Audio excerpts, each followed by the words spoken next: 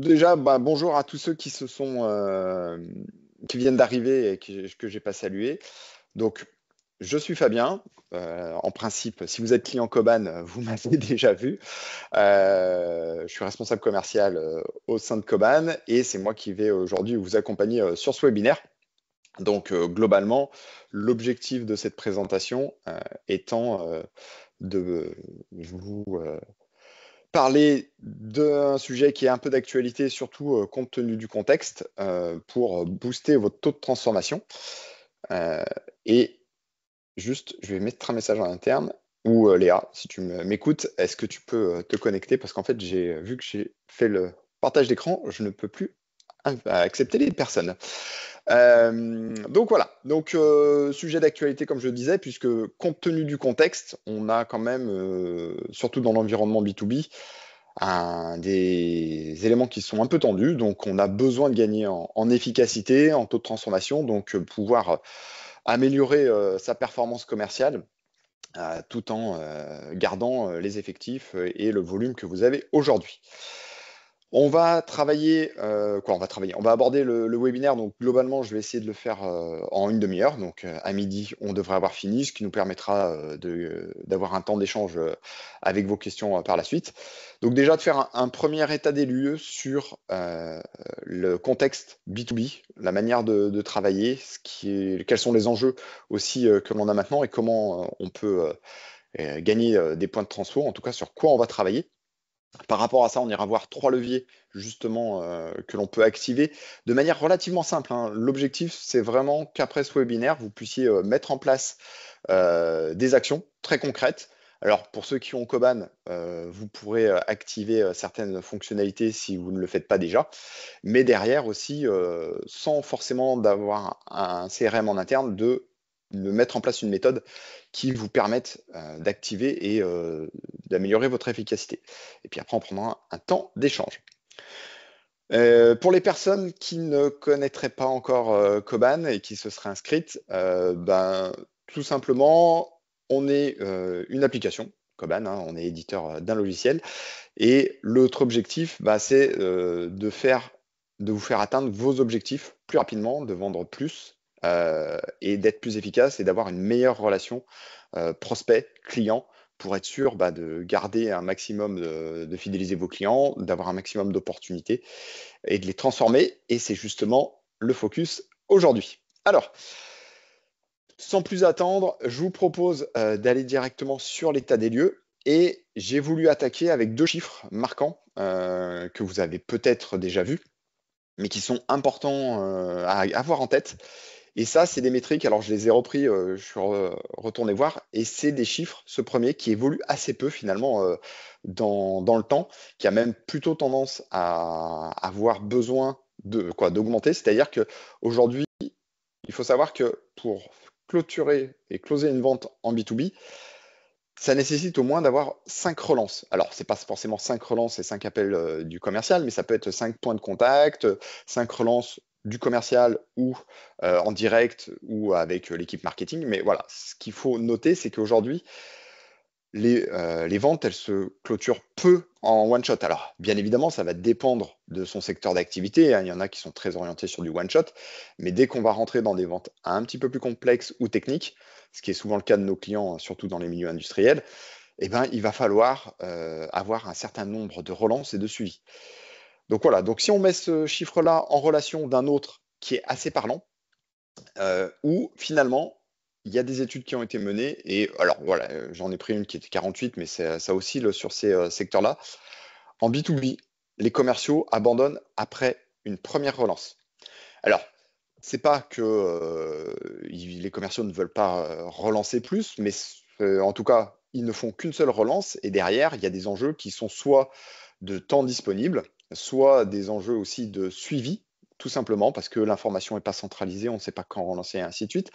Et donc, on se rend bien compte qu'il y a une adéquation entre finalement l'exigence qu'on devrait avoir en termes de suivi et la réalité opérationnelle.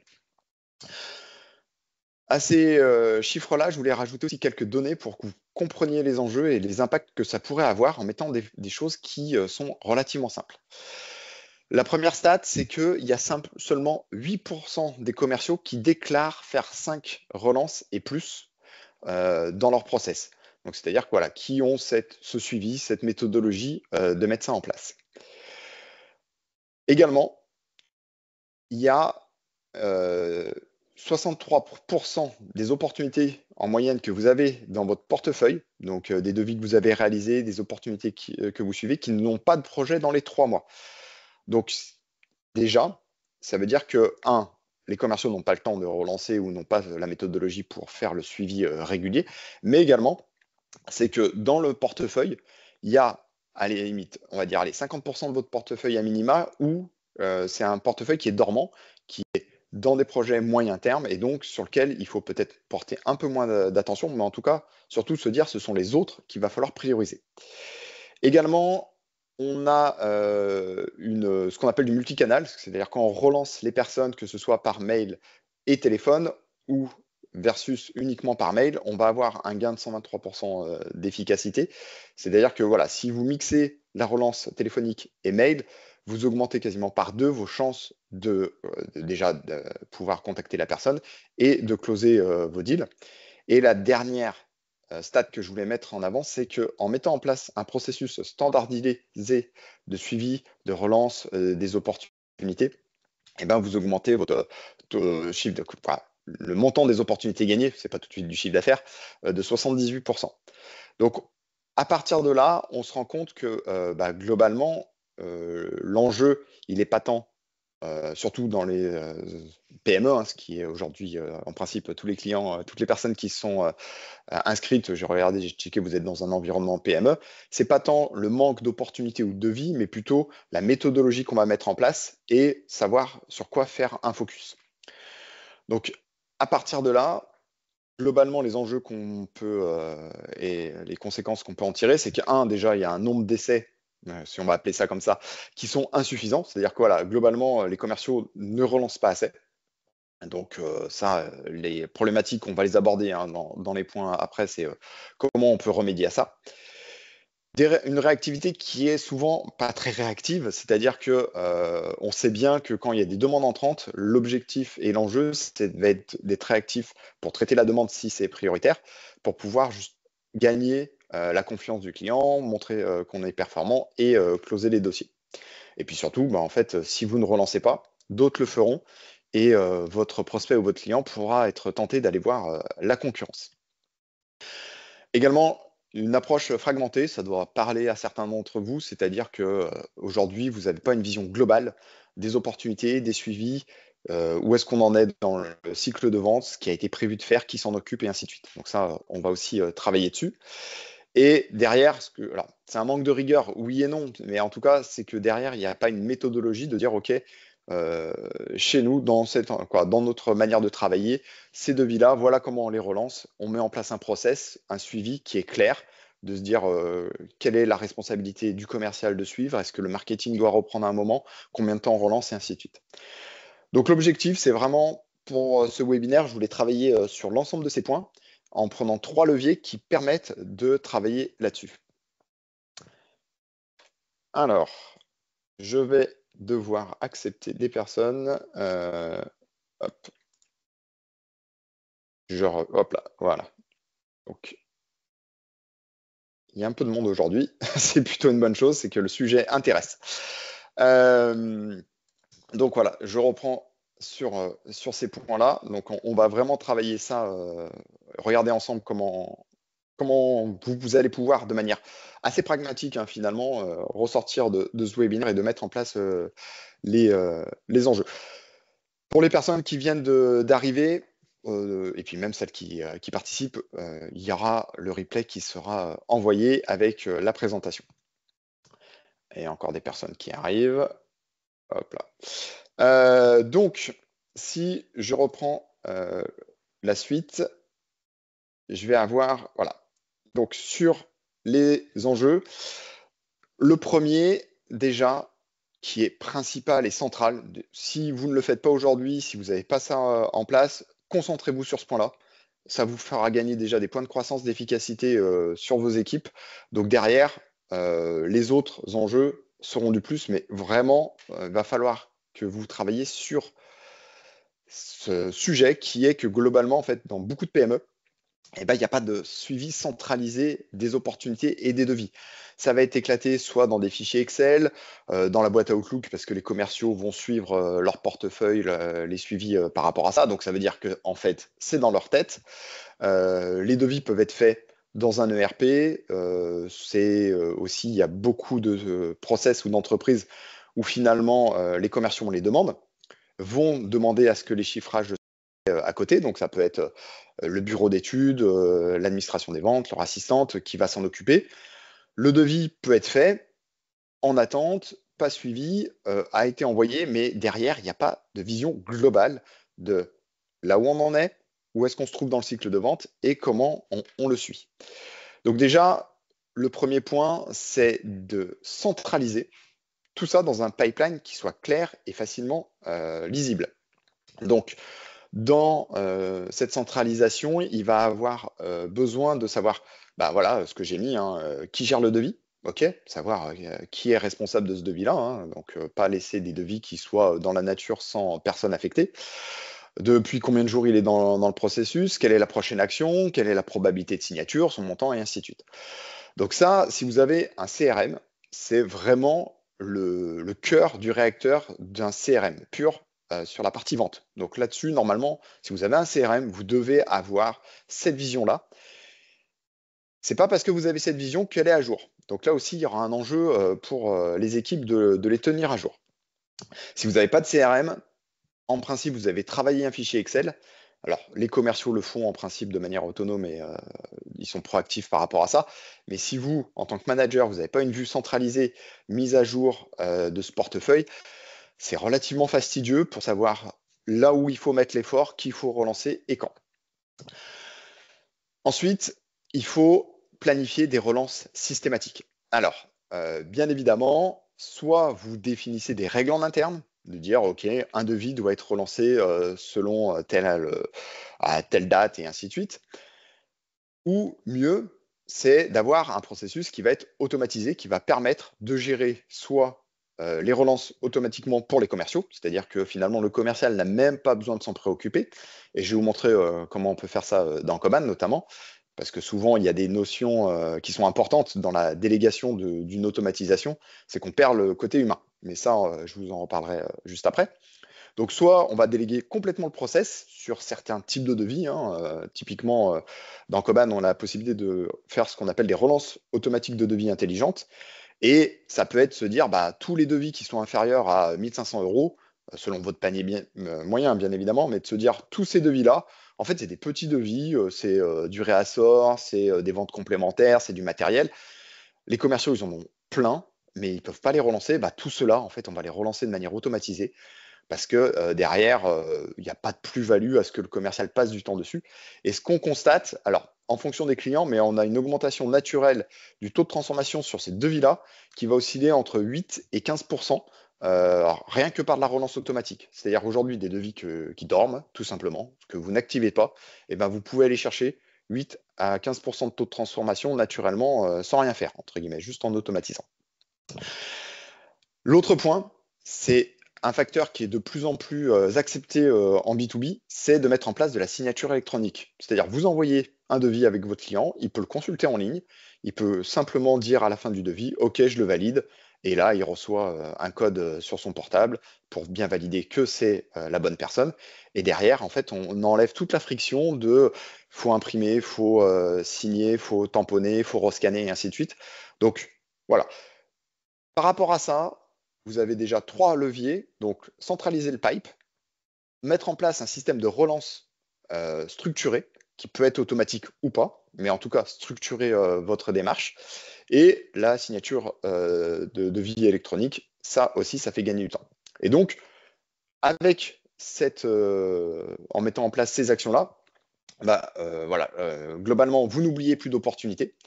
Alors, au-delà de ne rien oublier, c'est aussi on va pouvoir prioriser. Donc ça, je vais le mettre. Et donc, c'est ce que je dis, ce que j'avais noté après, c'est des efforts aux bons endroits. On va savoir là où on doit mettre l'effort commercialement sur les bons prospects, hein, les bonnes opportunités.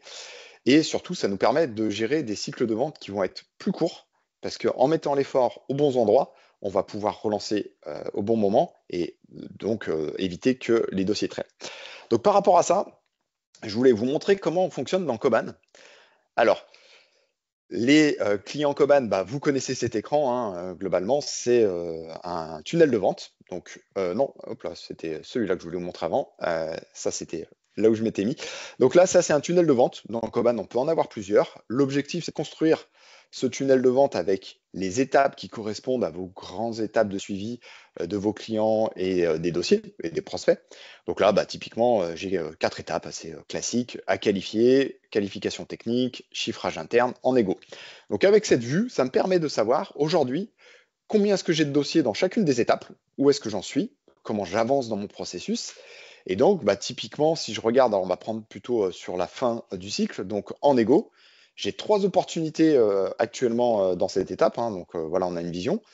Si je signe tout, j'en ai quasiment pour 100 000 euros.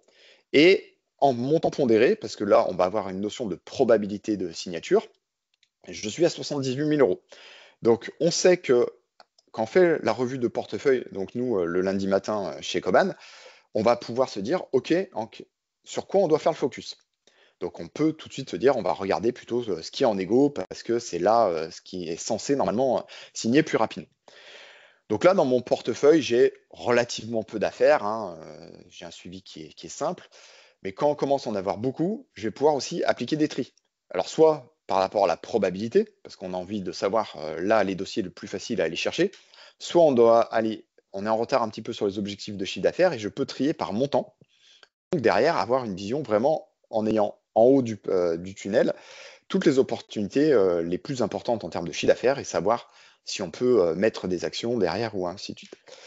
Également, alors, pour les clients Coban, vous le savez, pour ceux qui utilisent d'autres CRM ou qui n'ont pas de CRM, directement dans cette vue-là, on va pouvoir savoir si sur l'opportunité, alors ça, l'opportunité déjà, c'est de les détecter, de les mettre, c'est important, mais est-ce qu'on a prévu une prochaine action? C'est ultra important ça aussi, c'est-à-dire qu'on peut tout à fait avoir détecté des opportunités, mais pas avoir de suivi planifié, de relance et ainsi de suite. Donc, très bien, on a une opportunité, mais derrière, si elle dort et qu'on la relance pas, en fait, elle sert à rien. Et donc, on a la possibilité de tout de suite voir s'il y a des opportunités ou des actions, ou s'il n'y a pas d'action, tout de suite pouvoir replanifier une action directement depuis le pipe. Alors, quand je vous disais que c'est ce qu'on suit chez Coban, en fait, je ne suis pas totalement honnête avec vous parce que cette vue-là, ok, en fait, on l'aime bien et on la pilote, mais ce qu'on va faire en réunion commerciale le lundi matin, c'est plutôt une autre vue qui est affichée par date de décision. Donc le principe, c'est vraiment de se dire, OK, en fait, j'ai tout un ensemble d'opportunités en cours dans différents processus, hein. Donc là, dans mon environnement de démo, j'ai mis acquisition, les appels d'offres, de la vente additionnelle. Donc ça, on le travaille en fonction de votre business. Mais ce qui va, nous, en tout cas à notre niveau, sur lequel on va faire un effort, c'est plutôt affiché par date de décision. Parce que finalement, c'est très bien d'avoir quelque chose qui soit en phase de négociation, mais si le projet est en négo, parce que en fait, dans le cycle de vente, on en est effectivement ici, mais qui doit signer sur, admettons, janvier 2026, puisque là, on est en septembre, ok, c'est très bien qu'il soit en négo, mais globalement, si je sais qu'il doit signer en janvier, j'ai plein d'autres dossiers à aller chercher. Et donc là, dans Command, vous avez une vue centralisée qui permet de regrouper tous vos processus de vente dans une vue compilée qui va vous dire mensuellement qu'est-ce que vous avez prévu de signer. Et donc là, typiquement, vous avez une réunion commerciale le lundi matin avec vos équipes où vous faites un one-to-one avec un commercial. Vous allez chercher uniquement ces opportunités, son portefeuille, et de dire, OK, très bien, en septembre, il y a cette opportunité à aller signer. Si on signe tout, 141 000 euros. Par contre, en pondéré, là, on est plutôt sur du 85 000. Et de te dire, OK, on reprend les opportunités une à une. Qu'est-ce que tu as prévu? Où est-ce que tu en es? Typiquement, là, alerte visuelle. J'ai une opportunité, j'ai pas de relance prévue. Donc, on va pouvoir comme ça suivre son pipe, savoir quand on doit relancer, qui s'en occupe et où on en est dans le processus de vente. Donc ça, c'est super important. C'est vraiment une vue très structurante. Et également, quand je vous parlais tout à l'heure sur la mise en place d'un processus qui va être structuré, ou en tout cas permettre à vos commerciaux de savoir quand relancer, dans Koban, on a des scénarios. Alors là, j'en ai un dans mon compte de démo qui est par exemple relance de devis. Et on peut automatiser de dire, bah voilà, par exemple, dans un processus uniquement en acquisition ou en vente additionnelle, plutôt, ce sera, voilà, on va dire pour de la vente additionnelle, donc du réassort, des petites commandes. Dans ce processus-là, toutes les opportunités qui sont inférieures à moins de 1500 euros, quand elles passent ou quand le devis est envoyé, et ben automatiquement, j'ai ce scénario qui va se lancer où Coban va attendre faire une pause de 2 jours au départ, puis il va envoyer un mail en prenant l'identité du commercial ou de la personne qui a envoyé le devis, avec voilà, une petite question à ce stade et ainsi de suite. Et comme ça, on structure. On peut bien évidemment tout automatiser, mais ce qu'on préconise, nous, hein, dans les bonnes pratiques, c'est qu'à un moment, on automatise certaines actions d'envoi de mail, parce qu'envoyer un mail type, il n'y a pas d'intérêt que le commercial passe du temps dessus, mais que derrière, on ait des actions. Donc là, voilà, par exemple, l'appel de suivi, bah, ça va créer automatiquement une action au commercial dans son agenda le jour J pour dire, bah là, en fait, il faut que tu fasses un appel de suivi. Ensuite, il y aura d'autres relances automatisées, un dernier appel de suivi, et puis après, bah, mon processus se termine. Donc déjà, en mettant en place un pipe, une vue pipe claire, à jour, et une structure, une relance de devis structurée en interne, qui soit automatisée ou pas, vous allez vraiment avoir des gains de productivité sur l'aspect commercial à ce niveau-là. J'avance, comme ça, si vous avez des questions, vous les poserez dans le chat et on y répondra après. Également, il y a la relance. Alors ça, c'est quelque chose qui est très, mais d'ailleurs je le mets, la relance classique, c'est est-ce que vous avez eu le temps de regarder mon devis? C'est voilà, les commerciaux n'ont pas forcément le temps, ou n'ont pas de, d'accroche ou se demandent comment faire et on va envoyer un mail au bout de 3 jours, au bout de 5 jours, au bout de 10 jours, ainsi de suite, mais de simplement dire voilà, bonjour Fabien, je voulais juste savoir où est-ce que vous en étiez dans votre réflexion, est-ce que c'est toujours d'actualité? Ok, très bien. En faisant ça, on revient en top of mind, hein, globalement, ça nous permet éventuellement d'avoir un retour d'information, mais on ne fait pas avancer la décision. C'est-à-dire qu'on n'apporte pas de valeur à votre prospect. Globalement, ok, il a reçu le devis, très bien, vous demandez où il en est. S'il est sympa, il vous répond, mais en fait, vous apportez pas d'éléments complémentaires pour alimenter sa réflexion, pour revenir, pour solliciter un échange. Donc là, ce qui peut être intéressant, c'est s'appuyer sur des scénarios qui sont automatiques. Donc ce qu'on a vu un peu tout à l'heure, il était très linéaire, mais on peut le personnaliser, c'est faire des embranchements en fonction d'informations qu'on connaît sur le prospect, sur le dossier, et de se dire, en fonction de son sujet, s'il avait une thématique par rapport à ce que vous traitiez, par exemple, sur l'automatisation de sa chaîne de production, on peut dire dans mon scénario de relance, je vais lui envoyer un message qui est un retour d'expérience d'un client sur justement cette thématique-là qui lui a fait gagner des points de productivité sur sa chaîne de prod. Et donc, de se dire, en fait, la personne, elle reçoit une relance de votre part, mais qui lui apporte de la valeur. Et donc, voilà, c'est vraiment le deuxième point, c'est de se dire quand je relance et que je mets en place, il faut se dire qu'est-ce que j'apporte. Vraiment, la question, c'est à quoi sert ce mail? Pas à vous, hein, c'est pas de savoir comment le cycle avance, mais qu'est-ce que j'apporte comme valeur à mon prospect, à mon client, pour que, en fait, il ait envie de rééchanger avec moi, ou en tout cas, s'il est dans sa phase de réflexion, de se dire, non, mais si je bosse avec eux, en tout cas, ils sont pertinents, ils savent bosser, et ainsi de suite.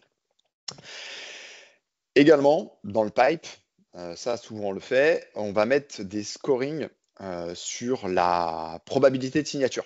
Donc ça, effectivement, on va avoir tendance à privilégier les opportunités qui ont un plus fort taux de signature, ce qui est une bonne chose et ce qui est naturel. Mais également, on va pouvoir coupler ça avec des signaux faibles. Alors les signaux faibles, par exemple, c'est un de vos prospects qui a cliqué sur le lien d'un de vos emailing. C'est une très bonne information ou en tout cas un bon point d'accroche pour que le commercial puisse rappeler en parlant spécifiquement de cette thématique. Mais ça peut être éventuellement aussi le fait qu'il ait rempli un formulaire, qu'il se soit passé quelque chose dans les interactions marketing, et également ciblé sur vos clients idéaux. Donc voilà, il faut travailler aussi par rapport à ça pour prioriser. Et donc là, c'est en tant que manager ou dirigeant d'entreprise, c'est à vous de piloter la structure de ces relances pour savoir qui relancer par rapport à ça. Le résultat, bah, en fait, vous êtes plus pertinent auprès de vos clients. Vous avez, vu que vous êtes plus pertinent, globalement, vos commerciaux arrivent à avoir une décision plus facilement. Donc, ils ont moins d'efforts. Et également, je voulais vous montrer comment, sans dire de rentrer dans des scénarios de relance automatique et ainsi de suite, mais de se dire, bah, typiquement, voilà, donc là, je suis sur Coban. Pour relancer un prospect, je vais pouvoir lui envoyer un mail. Et dans ces mails, c'est d'avoir des mails automatiques, ou pas automatiques, des mails pré-remplis, hein, qui sont des mails qui sont pré-rédigés et qui vont apporter de la valeur à mon prospect. Donc là, bah, typiquement, mon mail, c'est pour lui apporter un témoignage client et que mon prospect, mon client puisse aller voir ces témoignages pour être rassuré, parce qu'on a décidé qu'à cette étape-là, il fallait avoir une phase de réassurance. Donc, sans dire de mettre en place des scénarios de marketing automatisés, parce que tous les outils ne le font pas, vous pouvez déjà avoir une base de template d'email avec des ressources pertinentes que l'on va travailler avec le marketing, que vous allez pouvoir travailler en interne aussi avec la prod, des témoignages clients, des cas d'usage, des retours d'expérience et ainsi de suite. Et donc là, bah voilà, typiquement, j'ai un lien et j'ai un email qui a été, quoi, j'ai une pièce jointe qui est directement associée à ce mail. Donc ça, c'est une partie de relance qui est de le faire de manière intelligente en tant qu'à relancer autant que ça apporte de la valeur à votre contact. Le dernier point, et ça c'est quelque chose qui nous tient à cœur chez Coban, c'est que on croit très fort au fait que en faisant travailler le marketing et le commerce ensemble, bah, vous allez en fait gagner en efficacité. Puisque quand on parle d'opportunités, bah, des fois il y a aussi trop de demandes entrantes qui arrivent parce qu'elles n'ont pas été suffisamment qualifiées en amont et c'est des gens qui sont pas mûrs. Ce qu'on disait hein, tout à l'heure, voilà, 63% de votre portefeuille d'affaires en cours est dans des décisions à plus de 3 mois. Donc, alors, certains métiers, bien évidemment, 3 mois, c'est quelque chose qui peut vous paraître court, mais ça, voilà, faut l'adapter en fonction de son secteur d'activité. Mais c'est des demandes, en fait, où les personnes sont en phase de réflexion, ou simplement sont curieux de savoir. Et donc, on va venir bah, finalement créer un goulet d'étranglement au niveau des commerciaux avec trop de demandes, alors que finalement, c'est pas leur plus-value, ou en tout cas, c'est pas à ce moment-là qu'il faut faire. Donc, l'objectif, c'est de qualifier aussi en amont quand vous avez des demandes entrantes. Alors, selon vos process, soit ça va être du ressort du marketing, par exemple, hein, par une qualification via des formulaires, du scoring, du nurturing. Alors, pour ceux qui ne connaissent pas le terme, en fait, c'est d'envoyer une séquence de mails à des prospects ou à des gens qui vous ont sollicité, mais pour bien valider qu'il y a un intérêt. Alors, on est d'accord, hein, quelqu'un qui remplit un formulaire pour demande de devis, il faut le travailler derrière et il faut transmettre ça aux commerciaux. Mais sur des formulaires de téléchargement d'une fiche produit, de documentation, ça vaut peut-être pas le coup de le transmettre au commercial. Après, au niveau de la qualification aussi, c'est au niveau des commerciaux, c'est de remettre en place des méthodes. Hein, donc, il y en a plusieurs qui existent. J'ai cité Bant ou QQOCQP, qui permettent de se dire, OK, en fait, quand j'échange avec mon prospect, de bien revalider que l'ensemble des points sont bons pour se dire, avant de prendre du temps et de passer du temps à réaliser une offre, de faire un rendez-vous commercial plus approfondi, on est bien le bon décideur, qui est bien un projet, que le budget soit identifié et ainsi de suite. Et éviter de faire des devis pour globalement en fait donner un estimatif à quelqu'un qui est en train de faire son marché sur l'ensemble de vos concurrents et que globalement vous êtes juste là pour faire le lièvre. Également mettre en place un langage commun marketing et sales. Alors, au-delà du langage technique, des fois, le marketing a des termes spécifiques, mais c'est surtout sur définir qu'est-ce que pour vous, par exemple, une opportunité qualifiée. À un moment, très bien, une opportunité, c'est le fait de vendre quelque chose à quelqu'un ou que quelqu'un ait un projet, mais derrière, à quel moment c'est qualifié? Et donc, en alignant comme ça les équipes commerciales et le marketing, de se dire à quel moment c'est pertinent de transmettre, bah, ça permet d'éviter d'envoyer aux commerciaux des leads qui ne sont pas intéressants pour eux. Et c'est une discussion qui est mouvante, hein, il faut faire ça régulièrement pour avoir les informations. Et également, travailler sur des campagnes ciblées pour alimenter le pipe en prospects réellement transformables. Je vous dis ça parce que il est encore fréquent que le marketing travaille sur des cibles spécifiques, hein, voilà, ou en tout cas fasse des actions dans le portefeuille sur des prospects, sur des cibles, mais qui ne soient pas les clients idéaux, ou en tout cas les clients, quoi, les prospects que les commerciaux aiment travailler. Et ça, euh, là pour le coup, c'est le commerce qui a le retour terrain, hein, typiquement, de savoir là où on transforme, là où on est bon, là où on est moins bon. Et donc, faire en sorte que le marketing sache pertinemment qui adresser, ça va permettre de mettre en place déjà, un, de bien cibler les campagnes, et deux, des messages qui vont être pertinents, et donc de générer des leads ou des discussions pour les commerciaux. Et donc voilà, donc là, par rapport à ça, le résultat, bah, vous perdez moins de temps et plus de focus sur les bons clients. J'ai un petit peu dépassé le timing des 30 minutes que j'avais évoqué, mais on a vu l'ensemble des points.